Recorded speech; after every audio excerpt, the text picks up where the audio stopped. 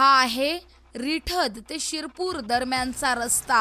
बघा याची दयनीय अवस्था. रिसोड मालेगाव मतदारसंघातील मायबाप जनता हे समजू शकते ही अवस्था किती दयनीय आहे. या रस्त्यावरून सर्वच समाजाचे लोक जातात. रस्ता दुजाभाव करत नसतो, परंतु खरंच या रस्त्यावरून जाताना या लोकांना किती भयानक त्रासातून जावं लागत असेल याची कल्पना न केलेलीच बरी. याच रस्त्यावर येणाऱ्या गावातल्या अनेक महिलांची प्रसूती खराब रस्त्यामुळे रस्त्यावरच झाली. या रस्त्यावर येणाऱ्या गावांमधील अनेक लोकांना हृदयविकाराचे झटके आल्यामुळे आपल्या परिवारातले लोक शेवटी दवाखान्यात न नेताच त्यांना तडपून मरायला सोडून देतात. कारण खराब रस्ता. हे असं मागच्या 40 ते 45 वर्षापासून सुरू आहे.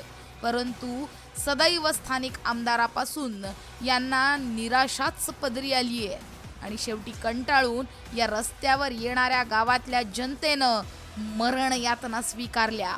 परंतु आमदार साहेबांना यांची कीव कधीच आली नाही. त्यांना गृहीत धरलं गेलं. त्यांनी अतिशय उमेदीनं केलेल्या मतांचा अनादर केला गेला. आज 40 वर्षांच्या कालावधीत अनेक पिढ्या या रस्त्यानं लोप पावल्या. 40 वर्षापूर्वी युवक असलेली मंडळी आता वृद्धपणात आहेत. पण शेवटी त्यांच्या आयुष्याचा शेवटही हे खराब रस्ते पाहण्यातच गेला. आमदार साहेब, याचं उत्तर काय?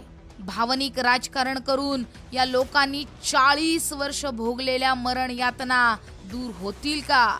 आणि आताही भोगत असलेल्या मरण यातना खरंच तुमच्या भावनिक राजकारणानं सुटणार आहेत का? याचं उत्तर ही जनता तुम्हाला मागत आहे.